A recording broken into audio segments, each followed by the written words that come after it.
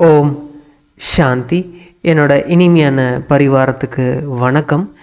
இன்றைக்கி நம்ம அப்பா முக்கியமாக சொல்ல போகிறது என்னென்னா, துண்டிக்கப்படாத அப்பாவோட நினைவுலையே நம்ம இருக்கணும்னா என்ன பண்ணணும், அதற்கான அப்படி எப்படி இருக்க முடியும், அதை பற்றி தான் இன்றைக்கி அப்பா ஆழமாக சொல்ல போகிறாங்க. இனிமையான குழந்தைகளே, நீங்கள் இந்த படிப்பை நல்லபடியாக படிங்க. இதில் ரொம்ப ரொம்ப கவனம் அதிகமாக கொடுங்க. ஏன்னா இந்த படிப்பில் அவ்வளோ அதிகமான வருமானம் இருக்குது. நிறைய நீங்கள் இந்த படிப்பு மூலியமாக தான் சம்பாதிக்க முடியும். படிப்பு படித்தா தான் சம்பாதிக்க முடியும். அதுவும் துண்டிக்கப்படாத இந்த படிப்பில் நீங்கள் படிச்சுக்கிட்டே இருக்கணும். அப்பா கேட்குறாங்க, நீங்கள் சொல்கிற ஒரு சில விஷயங்கள் அதாவது அன்பில்லாத மனிதர்களுக்கு நீங்கள் சொல்கிற விஷயங்களை கேட்கும்போது அவங்களுக்கு சிரிப்பாக வருது. அது என்ன விஷயம்? அதுக்கு அப்பா சொல்கிறாங்க, இந்த அன்பு அந்த கடைசி காலத்தில் புத்தி, அன்பற்ற புத்தி இருக்கிறவங்களுக்கு இந்த விநாச காலத்தில் அன்பில்லாத அப்பாவிக்கிட்ட அன்பில்லாத புத்தி உடையவங்க என்ன சொல்லுவாங்கன்னா, நம்ம உலகம் அழிய போகுது, இன்னும் கொஞ்ச நாளில் விநாசம் ஆக போகுது அப்படின்னு சொல்லும் போது அவங்களுக்கு சிரிப்பு தான் வருது. அதெல்லாம் உலகம்லாம் அழியாதுங்க, உலகம்லாம் விநாசம்லாம் ஆகாது அப்படின்னு அவங்க சிரிப்பாங்க. ஆனால் உங்களுக்கு தெரியும் இப்போ என்ன நடக்க போகுது, என்ன நடந்துகிட்ருக்கு. இந்த விநாச காலத்தில் உங்களுக்கு அப்பா கிட்ட அன்பு, அந்த புத்தி அன்பாக, ஆனால் அந்த அப்பா மேலே நீங்கள் வச்சுருக்கீங்க உங்கள் புத்தியை. பாபாவோட வேலை, அப்பாவோட வேலையும் தூய்மையாக்கணும் அப்படின்றத நீங்கள் இப்போ எல்லாருமே புரிஞ்சுக்கிட்டீங்க. ஏன்னா புத்தி தூய்மையாகும் போது நம்ம ஆத்மா தூய்மையாகும். ஆத்மா தூய்மையானால் தான் எல்லாமே உலகமே விநாசம் ஆகும். அது நீங்கள் நல்லா புரிஞ்சுக்கிட்டீங்க அப்படின்னு அப்பா சொல்கிறாங்க. அப்பா என்ன சொல்கிறாங்கன்னா, ஓம் சாந்தி. ஆன்மீக தந்தை இப்போ நமக்கு என்ன புரிய வைக்கிறாருன்னா, நம்மளே எதுவுமே புரியாதவங்களாக தான் இருந்தோம். இப்போது புத்தி நமக்கும் லாக்கில் தான் இருந்துச்சு. ஆனால் அப்பா இந்த ஞானத்தை கொடுத்து அதாவது இது அமிர்தம். இந்த ஞானத்தை தான் அமிர்தம்னு சொல்லப்படுது. பக்தியில் அமிர்தத்தை சாப்பிட்டுட்டே இருந்தாங்க அப்படின்னு. இது ஆத்மாவுக்கு உண்மையான வழி. ஏன்னா ரொம்ப காலமாக நம்ம ராவணனோட பிடியில் எந்த வழியில் போகணும், என்ன பண்ணணும் எதுவுமே தெரியாமல் ரொம்ப துக்கமாக இருந்தோம். ரொம்ப மோசமான ஒரு நிலையில் இருந்தோம். ஏன்னா நம்மளை மாயா முட்டாளாக ஆக்கி வச்சுருந்தோம். எது உண்மை எது பொய்னே தெரியாத அளவுக்கு எதன் மீது அன்பு வைக்கணும், எதன் மீது அன்பு வைக்கக்கூடாது எதுவுமே தெரியாமல் இந்த அழியக்கூடிய இந்த உலகத்தின் மேலே, அதாவது பொருட்கள் மேலே, மனிதர்கள் மேலே, இந்த உடம்பு மேலே அன்பை வைக்க கற்றுக் கொடுத்துட்டான் இந்த ராவணன். ஆனால் அப்பா தான் நம்மளை புத்தி அற்றவர்களை புத்திசாலிகளாக நம்மளை இப்போ மாற்றிட்டுருக்காரு. இப்போது நீங்களும் இப்போ எல்லாமே புரிஞ்சுக்கிட்டீங்க. பிரம்மா பாபா மூலியமாக நம்மளை வளர்க்குறாரு. நம்மளுக்கு எல்லாமே சொல்லி கொடுக்குறாரு. உலகத்தை எப்படி படைக்கிறாரு எல்லாமே நீங்கள் புரிஞ்சுக்கிட்டீங்க. அப்புறம் வளர்ப்பு என்பது ஸ்ரீ லக்ஷ்மி நாராயண் அவங்க மூலிமா சத்தியுகத்தில் நம்மளை நல்லா வளர்ப்பாங்க. அதாவது பாதுகாப்பு கொடுக்கறது, அப்புறம் சங்கர் மூலிமா அழிக்கிறது அப்படின்னு சொல்லிட்டாங்க. ஆனால் அந்த சங்கர் என்பவர் வேறு, அதாவது அந்த மாதிரி யாருமே கிடையாது. அது ஒரு நினைவு சின்னம் தான். சிவபாபா இந்த மாதிரி இருப்பார் அப்படின்னு சொல்லிட்டு. ஆனால் உண்மையான சங்கர் சிவசங்கர், அதாவது சங்கர்னா அழிக்கிறவர் அப்படின்னா உலகத்தை கிடையாது, தங்களுக்குள்ளே இருக்கக்கூடிய விகர்மங்கள், அதாவது அந்த ராவணனோட அந்த விகாரங்களை அழிக்கிறது தான். அந்த விகார உணர்வுகள் வரும்போது அதை வெல்றது. அது எப்படி நடக்கும் அப்படின்னா இந்த படிப்பு மூலியமாக தான். இதை நீங்கள் தெரிஞ்சுக்கிறீங்க. இந்த படிப்பு படித்தா தானே அதை வெல்றது எப்படின்னு தெரியும். யோக பலத்தின் மூலியமாக தான் இதை நம்ம ஜெயிக்க முடியும். தேவதைகள் எப்படி இருந்தாங்க, அது தேவதைகள் வேறு யாரும் அந்த மாதிரி இல்லை. அந்த தர்மம் எங்கே இருந்தது,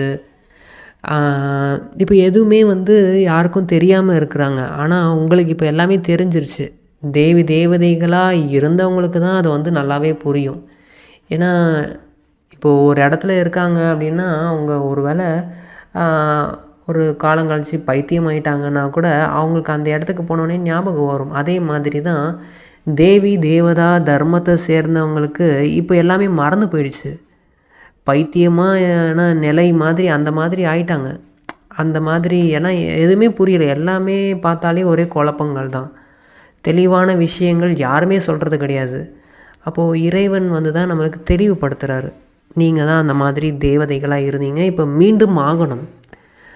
இந்த கதையில் வந்து சொல்லுவாங்க, மகாபாரதத்தில் வந்து பாண்டவர்களுக்கும் கௌரவர்களுக்கும் சண்டை நடந்துச்சு. அதில் வந்து பாண்டவர்கள் ஜெயித்தாங்க. அந்த மாதிரி கதைகளாக இருக்குது. ஆனால் உண்மையான அது ரகசியம் வந்து இப்போ தெரிஞ்சுக்கிட்டீங்க. அதாவது அப்பா சிவ பாபா தான் வந்து இறைவன். அவர் தான் வந்து தூய்மையாக இருக்கார்.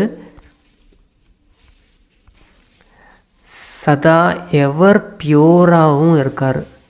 ஸோ சதா எவர் பியூராக இருக்கவரோட நம்ம புத்தியை வந்து இணைக்கும் போது நம்ம வந்து பாண்டவர்களாக ஆகிறோம். அதாவது அந்த அன்பான புத்தி, நம்மளோட புத்தி வந்து அன்பானவர்கிட்ட அந்த புத்தி போயிடுச்சுன்னா அப்புறம் வேறு எதுவுமே தேவைப்படாது. ஆனால் அப்பாவோட நினைவில் அந்த புத்தி வந்து அந்த துண்டிக்கப்படாத அப்பாவோட நினைவில் இல்லை அப்படின்னா அவங்க தான் கௌரவர்கள். அதை அப்பாவை பற்றி தெரிஞ்சுக்கிட்டே அப்பாவோட ஞானத்தை புரிஞ்சுக்கிட்டே இருக்கிறவங்க கூட புத்தி வந்து லைன் வந்து வேறு பக்கம் போயிடுச்சு அப்படின்னா அவங்களும் கௌரவர்கள் தான். ஸோ அதனால தான் அப்பா சொல்கிறாங்க, குழந்தைகளே இதை பற்றி இதில் கூட கீதையில் கூட எழுதப்பட்டிருக்கு. விநாச காலத்தில் அன்பற்ற புத்தி அப்படின்னு. அது எப்படி சொல்லுவாங்கன்னா, விநாச காலத்தில் விபரீத புத்தி. அதாவது புத்தி வந்து ஏன்னா அட்ராக்ஷன் மாயாவோட கடைசி நிலைன்றனால மாயா வந்து எல்லா விதமான ஷோவையும் காமிப்பான். எங்கெல்லாம் புத்தி போகக்கூடாதோ அங்கெல்லாம் வந்து புத்தியை வந்து இணைச்சிக்கிட்டே இருப்பான். அப்போது புத்தி வந்து மாயா ராவணன் பக்கமே போயிட்டுருக்கான் அப்படின்னா அப்புறம் விநாச காலத்தில் விபரீத புத்தி அதுதான் வந்து சொல்லப்படுது. ஸோ அந்த பாண்டவர்கள் அப்படின்னா சண்டைலாம் போட மாட்டாங்க. கௌரவர்கள் கூட சண்டைலாம் கிடையாது. கத்தியை வச்சு சண்டை போடுறது அந்த மாதிரி சண்டையெல்லாம் கிடையாது. ஆனால் அந்த தெய்வீக குணத்துக்கும் அசுர குணம், இப்போ வந்து அசுர குணம் உங்களுக்குள்ளேயும் இருக்குது. இப்போ அந்த அசுர குணத்தை நீங்கள் வெளிப்படுத்தாமல் இருக்கணும். ஆனால் சூழ்நிலைகள் வந்து நீங்கள் காமத்துக்கு போகணும், கோவப்படணும், பேராசைப்படுங்க அப்படின்ற மாதிரி, பற்றுதல் வைங்க அப்படின்ற மாதிரி எல்லாமே வரும். அது எல்லாமே ஒரு டெஸ்ட்டு தான் அப்படின்னு நம்ம நல்லா புரிஞ்சுக்கிட்டு அதை அந்த இதிலேருந்து விலகி இருக்கணும். அதிலேருந்து தூய்மையாக நம்ம வாழணும். அதாவது விடுபட்டு வாழணும். அதுதான் அப்பா சொல்கிறாங்க, குழந்தைங்களே நீங்கள் ஒருபோதும் விகாரத்தில் மட்டும் போயிடாதீங்க. அதுலேயும் மெயினானது இந்த காம விகாரம். அது எவ்வளோ உங்களுக்கு துக்கம் கொடுத்துருக்குன்னு உங்களுக்கே தெரியும். அது முதல் இடை கடை எல்லா பக்கமும் துக்கம்தான். அதனால தான் எல்லா பிரச்சனையுமே வாழ்க்கையில் ஒருத்தனுங்களுக்கு பிரச்சனைன்னு ஒன்று வருது அப்படின்னாலே அதுக்கான காரணமே இந்த காமம் தான். மற்றவங்களையும் பிரச்சனைப்படுத்துகிறாங்க ஒருத்தங்க அப்படின்னா அதுக்கான காரணமே இந்த காம விகாரம் தான். அந்த காம விகாரம்னா அதில் போகாமல் இருந்தாலே போதும் அப்படிலாம் கிடையாது. அந்த எண்ணங்களில் கூட அது வரக்கூடாது, உணர்வுகளில் கூட அது வராமல் இருக்கணும். அப்படி இருக்கிறவங்க தான் வந்து உண்மையான அந்த தூய்மையாக இருக்க முடியும். உண்மையான அப்பாவோட அந்த புத்தி அப்பா கிட்ட செலுத்த முடியும். அதுவும் தொடர்பு வந்து துண்டிக்கப்படாத அந்த தொடர்பு வந்து ஏற்பட்டுக்கிட்டே இருக்கும். அதுக்கு ரொம்ப ரொம்ப முக்கியம் என்னென்னா படிப்பு. அப்பா சொல்கிறாங்க, ஒரு 7 நாள் நீங்கள் கிளாஸ் வந்து கேளுங்க. அதுக்கப்புறமேட்டு உங்களுக்கு நீங்கள் எங்கே வேணால் போங்க. ஆனால் வந்து உங்களுக்கு சென்டர்லேருந்து இந்த முரளி புக்கு வந்து கிடைக்கும். இப்போ நீங்கள் சென்டருக்கு போகிறீங்க, இப்போ தான் ஃபஸ்ட் டைம் போக போகிறீங்க அப்படின்னா நீங்கள் ஒரு 7 நாள் தொடர்ந்து அந்த கோர்ஸை வந்து நீங்கள் எடுத்துக்கணும். அதுக்கப்புறமேட்டு வந்து நீங்கள் அந்த முரளி புக்கை வந்து வாங்கிக்கோங்க. அப்புறம் இப்போ எங்கேயாவது வெளியூருக்கு போனால் கூட அந்த புக்கை எடுத்துகிட்டு போகணும். ஏன்னா தொடர்ந்து வந்துடுது. ஒரு 15 நாளைக்கு வந்து தொடர்ந்து அந்த வாணி வந்து இருக்கும். அப்போது அந்த வாணி அந்த முரளி வந்து நீங்கள் படிக்கணும். டெய்லியும் உட்காந்து நீங்கள் வந்து அதற்காக நேரம் வந்து செலவிடணும். ஏன்னா அந்த முரளியில் தான் அவ்வளோ வருமானம் இருக்குது, அவ்வளோ நன்மைகள். ஏன்னா வருமானம்னா இப்போ ஸ்தூலமான வருமானம், இப்போ எங்களுக்கு பணம் வந்துருச்சா என்ன அப்படின்னு நிறைய பேர் கேட்பாங்க. ஆனால் வந்து இது வந்து சூட்சம கணக்கு. ஏன்னா நல்ல விஷயங்களை நீங்கள் படிக்கிறீங்க, இது அப்பாவோட ஸ்ரீமத்தாக இருக்குது. அப்போது நல்லதை மட்டும் நீங்கள் பண்ணிகிட்டே இருக்கீங்கன்னா அப்போது உங்களோட கணக்கு வந்து நல்ல கணக்காக மாறுது. புண்ணியம் வந்து அக்கௌண்ட் வந்து சேர்ந்துக்கிட்டே இருக்கும். நல்லது நீங்கள் செஞ்சுக்கிட்டே இருப்பீங்க. அப்போது அது வந்து அந்த கணக்கு வந்து பல பிறவிகளுக்கு தொடர்ந்து உங்களுக்கு கிடைக்கும். எந்த ஒரு இதுவுமே இல்லாமல் அவ்வளோ சுகமான வாழ்க்கை வந்து வாழ முடியும். சத்தியுகத்தில் வந்து கம்மியான பேர் தான் இருப்பாங்க. ஆனால் அவ்வளோ சுகமாக இருப்பாங்க. அவ்வளோ மாளிகை, வீடே மாளிகை மாதிரி அவ்வளோ தங்கத்தால் வைரத்தால் அவ்வளோ ஒரு ஆனந்தமான ஒரு வாழ்க்கை, சுகமான ஒரு வாழ்க்கை, அவ்வளோ வசதிகள். ஏன்னா அது ஒரு பிறவிக்குன்னா பரவாயில்ல, ஆனால் அது 21 பிறவிக்கும் வரும். அதுக்கப்புறம் துவாபர யுகத்தில் இருந்தும் உங்களுக்கு கிடைக்கும். அப்போ எவ்வளோ முக்கியமான படிப்பு இது. இப்போ இந்த படிப்பில் வந்து நீங்கள் சென்டருக்கு போனால் தான் வந்து சென்டருக்கு போய் அந்த வாணி அந்த புக்கை வந்து கேட்கணும். அது ஒரு அமௌண்ட்டு சொல்லுவாங்க. அது ரொம்ப அமௌண்ட்டெல்லாம் இருக்காது. அது வருஷத்துக்கு உங்களுக்கு கொடுத்துருவாங்க. சில சென்டரில் மந்த்லி கொடுப்பாங்க. இந்த மாதிரி ஒரு சென்டர்லேயும் ஒரு மாதிரி இருக்கும். ஆனால் அந்த முரளி புக்கை வந்து கண்டிப்பாக வாங்கிக்கணும் எல்லாருமே. ஏன்னா இதில் தான் சிவ பாபாவோட மகா வாக்கியமே இருக்குது. இப்போ இந்த விஷயங்கள் எல்லாமே வந்து அந்த முரளி இதில் இருந்து தான் வந்து எடுத்து இதை வந்து எக்ஸ்பிளைன் பண்ணிகிட்ருக்கோம். ஸோ இது வந்து நீங்கள் நிச்சயமாக ஒவ்வொருத்தரும் படிக்கவும் செய்யணும், கேட்கவும் செய்யணும். இப்போ புரியாதவங்களுக்கு வந்து இது கேட்கும் போது இன்னும் நல்லா ஆழமாக புரியும். ஆனால் கண்டிப்பாக படிக்கவும் செய்யணும். ஏன்னா இந்த படிப்பு வந்து அவ்வளோ விலை உயர்ந்த படிப்பு. படிப்பில் நல்லா கவனம் கொடுங்க. ஏன்னா நல்லா படிக்கிறவங்களுக்கு தான் நல்ல நல்ல பதவிகள் கிடைக்கும். இல்லைனா சரி இன்றைக்கி ஒரு நாள் தானே நாங்கள் படிக்கலை, ஒரு நாள் தானே அப்படின்னு இந்த மாயா வந்து சும்மா விடாது. ஏன்னா இது இப்போது ஒருத்தவங்களுக்கு லாட்ரி சீட் அடிக்குதுன்னு வச்சுக்கோங்க, லாட்ரி கிடைக்குது அப்படின்னா அவங்களுக்கு பைத்தியமே பிடிச்சிருது. என்ன பண்ணணும் ஏது பண்ணணும்னு தெரில. எல்லாரும் வந்து பேட்டி எடுப்பாங்க அப்படியே வந்து. ஸோ அதே மாதிரி தான் இந்த படிப்பு மூலமாக உலக ராஜ்யமே கிடைக்குது. அப்போ இந்த மாயாவும் ஏதாவது வந்து டிஸ்டர்ப் கண்டிப்பாக பண்ணுவான். அது எப்படி வேணால் இருக்கும். ஆனால் வந்து நம்ம கவனமாக அதில் மாட்டாமல் இருக்கணும்னா இந்த படிப்பில் வந்து நிறைய கவனம் கொடுக்கணும், படிச்சுக்கிட்டே இருக்கணும். ஏதாவது மனசில் வந்து சிந்தனைகள் அப்பா என்ன சொல்லியிருக்காரோ அதை பற்றி சிந்தனை பண்ணணும். அப்போ தான் அதிலிருந்து நம்ம காப்பாற்றப்படுவோம். இல்லைனா அப்பா சொல்கிறாங்க, நிறைய பேர் வந்து நல்ல நல்ல குழந்தைகள் கூட முரளியை படிக்காமல் அதெல்லாம் நிறைய நாங்கள் படிச்சிட்டோம், கேட்டுட்டோம், போர் அடிக்குது அப்படின்னு சொல்லிட்டு விட்டுடுறாங்க. அப்படின்னா அதுக்கப்புறம் மாயா வந்து ஒரு பாம்பு வந்து எப்படி ஒரு தவளையை முழுங்குதோ, ஒரு முதலை வந்து எப்படி ஒரு யானையவே முழுங்கிடுதோ, அந்த மாதிரி நல்ல நல்ல மகாரதிகள் சோல்ஸையே வந்து முழுகிடும், நல்லா சாப்பிட்ரும். அதனால் ரொம்ப கவனமாக இருங்க. நீங்கள் இந்த டைமில் வந்து முழு உலக ராஜ்யத்தையும் முழுங்கணும் அப்படின்னு அப்பா சொல்கிறாங்க. அதுக்கு வந்து நீங்கள் அப்பாவோட யோக பலம் வேணும். மாயா கிட்டேருந்து நீங்கள் தப்பிக்கணுன்னா நல்லா முரளி மட்டும் படிக்கிறீங்க அப்படின்னா போதாது. நல்லா புத்தியை வந்து அப்பாவோட நினைவு, அந்த அப்பாவோட அந்த சக்திகள் மூலம் ஆத்மாவுக்கு பலம் வந்து நம்ம சேர்த்துக்கிட்டே இருக்கணும். அந்த நினைவு மூலிமா சக்திகள் நம்மளுக்கு கிடச்சிக்கிட்டே இருக்கும். அந்த சக்தி இருந்தால் தான் அந்த மாதிரி சூழ்நிலைகள் வந்தாலும் நம்ம கவனம் வந்து எங்கே வைக்கணும், பகுத்தறியணும். பகுத்தறிஞ்சு நம்ம அப்பா சொன்ன விஷயங்களை நம்ம கவனம் கொடுக்க ஆரம்பிப்போம். அது எப்படி வெல்லணும் அப்படின்ற அந்த யுக்திகள் நம்மளுக்கு வந்து தெரிய வரும். ஸோ அதனால் இடைவிடாத அப்பாவோட நினைவில் நம்ம இருக்கணும் அப்படின்னாலே இடைவிடாத இந்த ஞானம் வந்து உள்ளுக்குள்ளே நம்மளுக்கு போயிட்டே இருக்கணும், சுற்றிக்கிட்டே இருக்கணும். ஏன்னா இப்போது வரப்போகிற காலங்கள் வந்து நிறைய பேருக்கு தெரிய மாட்டேங்குது. இது விநாச காலம் வந்து நெருங்கிட்டுருக்கு. எல்லாமே வந்து இறந்துட்டுருக்காங்க. இப்போ கேன்சர் கூட வந்து நிறைய பேருக்கு சகஜமாகிட்டுருக்குது.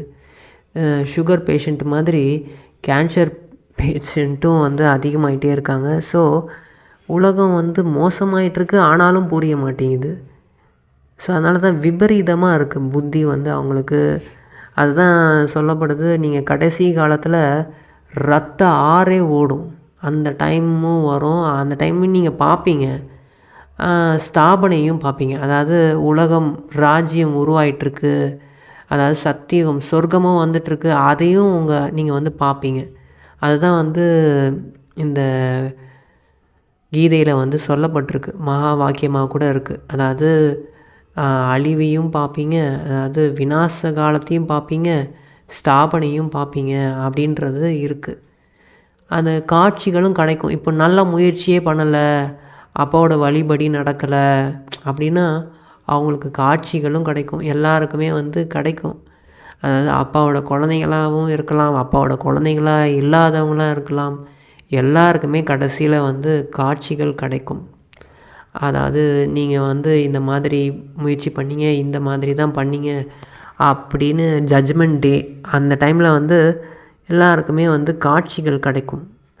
அப்போது ரொம்ப அழுவாங்க, எங்களுக்கு என்ன இப்படி ஒரு பதவி கிடச்சிருக்குன்னு, நாங்கள் எவ்வளோ எல்லா ஜென்மத்துலேயும் இப்படி தான் இருக்கணுமா அப்படி இருக்கணுமான்னு அப்படி கதறி அழுவக்கூடிய டைம் வரும். பச்சாதாபம் படுவாங்க.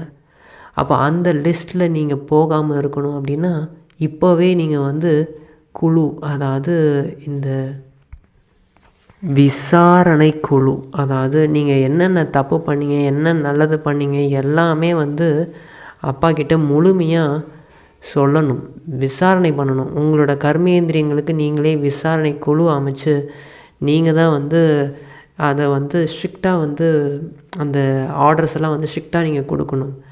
மனசுக்கிட்ட வந்து சொல்லணும், ஸ்ட்ரிக்டாக ஆர்டர் கொடுக்கணும், இந்த எண்ணங்கள் தான் வரணும்.